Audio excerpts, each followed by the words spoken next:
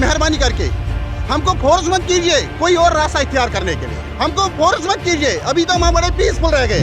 मोदी का जो था एजेंडा था, हम जी करप्शन फ्री इंडिया बनाएंगे, हम करप्शन फ्री जम्मू कश्मीर बनाएंगे, क्यों नहीं बनाया उन्होंने करप्शन फ्री? कि उसने मेरे मरने के बाद जफा से तौबा, हाय उस दूध पशेमा का पशेमा होना। ये क्या सोच रहे हैं, क्यों नहीं निकाले, क्यों लड़कों के फ्यूचर के साथ ये नाइंसाफी कर रहे हैं, क्यों ऐसा कर रहे हैं, किसका दबाव है उनको? इतना फैमिली स्कीम सामने आएगा, ब्यूरोक्रेट्सों का जो हाथ था वो क्यों नहीं सामने आ रहा है? हम पूछना चाहते हैं एलजी साहब से। जो चाहते हैं कि हम प्रेस क्लास में अपने आप को आग लगाएं, ये पहले चाहते हैं हम खुदकुशी का दाम क्या करें, नींद से जागेंगे। कमेटी का जो आज तक 1 महीने का टाइम मांगा था, लेकिन 3 महीने हो गए। हम पूछना चाहते हैं आर.के. गोयल साहब जो उसके चेयरमैन थे, क्यों नहीं इन्होंने कमेटी को आज 1 महीने का टाइम देकर 30 महीना रनिंग में जा रहा है, क्यों नहीं काट रहे हैं?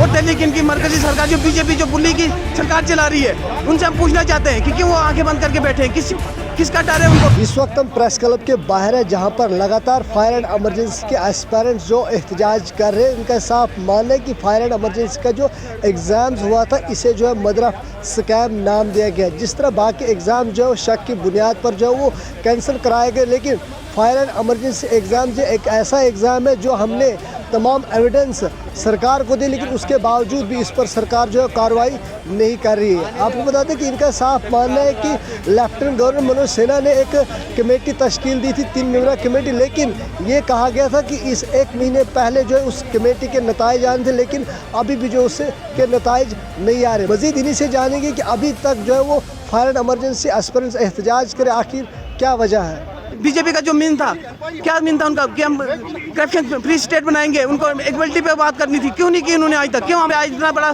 स्कैंडल हुआ है, क्यों नहीं कर रहे हैं? वो सामने क्यों नहीं ला रहे हैं? क्या मजबूरी है एलजी साहब की और मरकजी सरकार की? इतनी बड़ी जो भी भर्ती आ रही है, जो भी रिक्रूटमेंट आ रही है, सब पे स्कैम आ रहा है। कहाँ है बीजेपी सरकार और कहाँ है बीजेपी के लोग जो इक्वलिटी की बात करते हैं, ट्रांसपेरेंसी की बात कर रहे हैं? हम पूछना चाहते हैं उनसे, कहाँ है वो? हर जम्मू कश्मीर को उन्होंने एक दंगल बना के रखा है करप्शन का, सरेआम चोरियाँ हो रही है, कोई पूछ ही नहीं रहा है, क्यों? ये चाहते हैं एलजी साहब से। 3 महीने का 1 महीने का टाइम मांगा था, 3 महीने हो गए, आज तक रिपोर्ट उन्होंने सबमिट क्यों नहीं कराई?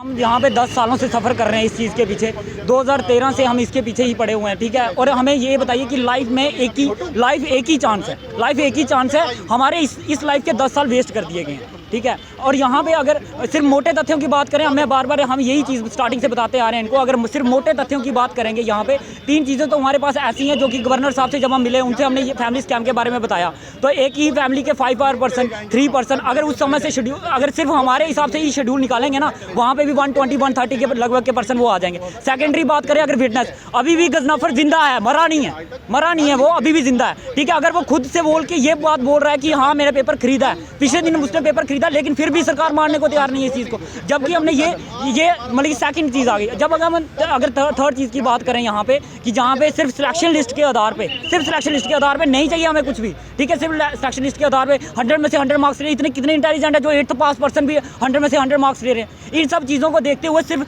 जनरल चीज़ों में बात करेंगे तब भी ये क्रैश बनती है। हम तो सिर्फ यही डिमांड कर रहे थे इंक्वायरी। अब हमें एक तरह से ये गोली दे दी गई है। वहाँ 12 तारीख को इसका टाइम पीरियड पूरा हो रहा था, जनवरी की 12 तारीख को इन्होंने 1 महीने का टाइम मांगा था दिसंबर में, और जनवरी की 12 तारीख को ये कंप्लीट हो रहा था, और तब से लेके अभी तक यहाँ पे 3रा महीना जा रहा है, और ना ही कोई इनपुट है, ना एलजी साहब की तरफ से कोई इस पे बातचीत हो रही है, ना ही कोई इसका सोल्यूशन निकाला जा रहा है। खुद ही हमने एस्पिरेंट्स जो है उन्हें खुद ही हमने सबूत उनको सौंप दिए, जबकि हमारा काम था ही नहीं। ये काम था किसका? एडमिनिस्ट्रेशन का। ये काम था इन्वेस्टिगेटिंग कमेटी का, लेकिन इन्वेस्टिगेटिंग कमेटी को हम यहीं से सबूत दे रहे हैं। देखिए हमारे पास सबूत क्या है, हमने आई विटनेस आपके सामने ला दिया, हमारे पास जो फैमिली स्कीम है वो निकाल के दे दिया हमने, हमारे पास जो इन्होंने खुद ही बंदे लगाए 6,000 एग्जाम के लिए एलिजिबल थे, इन्होंने 7,000 का अरेंजमेंट किया था। कहाँ से आए वो 1000 लड़के, कहाँ से आए?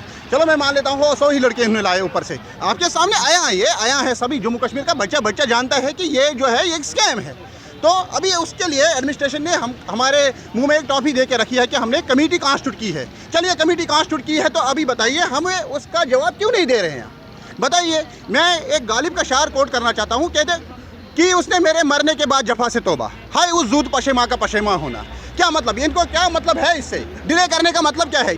हमारी एक मौदवाना इनसे अपील है, हमारा वक्त ज़ाया किया। देखिए आपके लिए कोई एक कॉन्स्टिट्यूट कमेटी होगी, आपके लिए आपका काम चल रहा है, हमारी ज़िंदगी के साथ आप खिलवाड़ कर रहे हैं। उसके बारे में सोचिए और मेहरबानी करके हमको वो जो कमेटी आपने तश्कील दी है 3 मेंबर कमेटी, उसका रिपोर्ट हमारे सामने लाइए।